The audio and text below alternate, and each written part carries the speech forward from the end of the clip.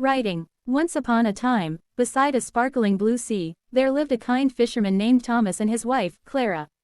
Their little cottage stood on a grassy hill overlooking the waves. The roof leaked whenever it rained, the windows rattled in the wind, and the wooden floor creaked beneath every step. Yet Thomas always woke with a smile because he believed that happiness came from an honest day's work and a thankful heart. Every morning before the sun peaked above the horizon, Thomas kissed Clara goodbye, picked up his fishing net, and pushed his small wooden boat into the calm water. Clara packed him a simple lunch of bread, cheese, and apples. "May the sea be gentle with you," she always said. Thomas smiled warmly. "The sea has always been my friend." He loved the quiet mornings when the sky turned shades of pink and orange. Dolphins sometimes swam beside his boat, and white seagulls circled overhead, singing cheerful songs. Thomas never caught more fish than he needed because he believed every creature deserved respect. One peaceful morning, after several hours of fishing, Thomas threw his net one final time. When he pulled it back into the boat, he gasped. Instead of ordinary fish, a magnificent golden fish shimmered in the sunlight. Its scales sparkled like tiny diamonds, and its eyes glowed with kindness. As Thomas carefully lifted it from the net, the fish suddenly spoke. "Please don't be frightened," it said softly. "I am the guardian of the sea." Thomas nearly dropped the fish in surprise. You can talk." The fish nodded. "Long ago, magic blessed these waters. Those who protect the sea may sometimes meet me. Please set me free, and I promise I will remember your kindness." Thomas looked at the beautiful creature for only a moment before smiling. "I would never keep someone who asks for freedom." Without asking for anything in return, he gently lowered the fish back into the sea. Before disappearing beneath the waves, the fish smiled. "Your heart is truly generous. If you are ever in need, simply call my name." The water shimmered, and the fish vanished. That evening Thomas returned home with only a few ordinary fish for dinner. While Clara prepared supper, Thomas told her everything that had happened. Clara listened with wide eyes. "A magical fish," Thomas nodded. "It offered to grant a wish if we ever needed help." Clara looked around their tiny cottage. Rainwater dripped into buckets placed around the room. The old table leaned to one side, and their chairs had been repaired so many times they barely stood upright. "You should ask for a better house," Clara suggested. Thomas shook his head gently. "We have enough." But the fish offered. Thomas thought quietly. Perhaps. The next morning he walked to the shore instead of taking out his boat. Standing beside the gentle waves, he called softly. "Guardian of the sea, if you can hear me, I ask your forgiveness for returning." The sea sparkled, and the golden fish appeared. "My friend," it said kindly. "What troubles you?" Thomas looked embarrassed. "My wife wishes for a house that doesn't leak whenever it rains." The fish smiled. "Go home." Thomas thanked the fish and hurried back. When he reached the hill, he stopped in amazement. The old cottage had become a beautiful white home with blue shutters, flower boxes beneath every window, and a lovely garden filled with colorful roses and cheerful butterflies. Clara ran outside laughing. "It's wonderful." For many weeks they lived happily in their new home. The roof never leaked, warm sunlight filled every room, and birds built nests in the trees nearby. Thomas believed life couldn't be better.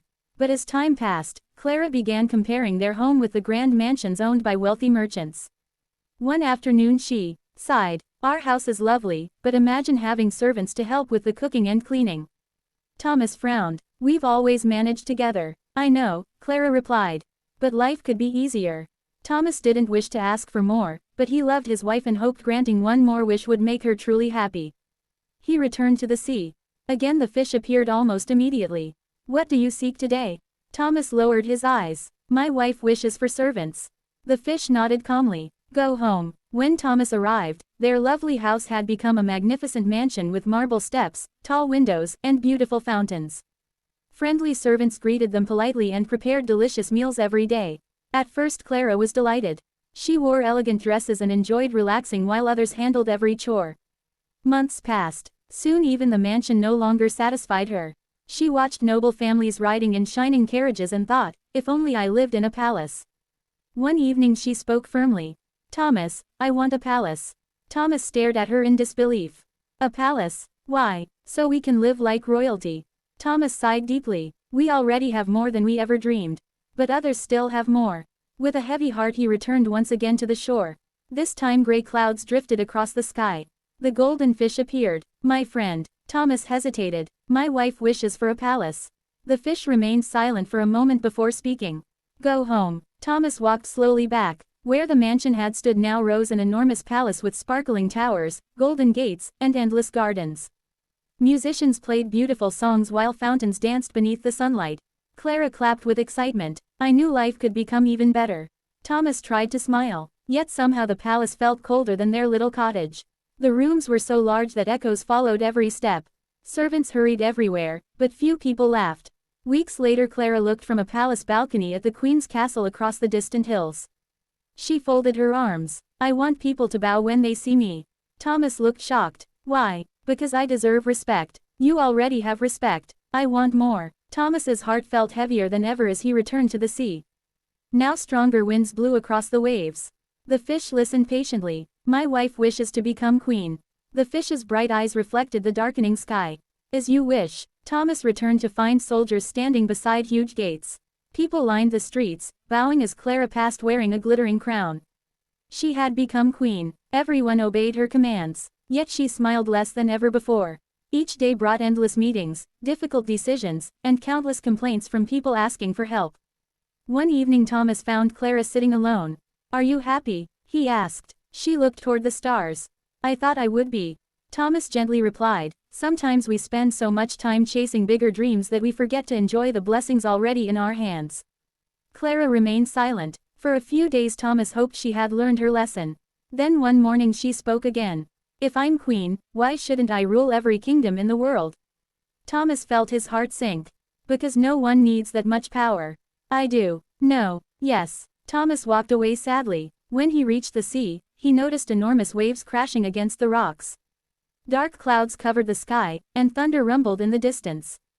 The golden fish rose slowly from the stormy water. What is your wife's wish now?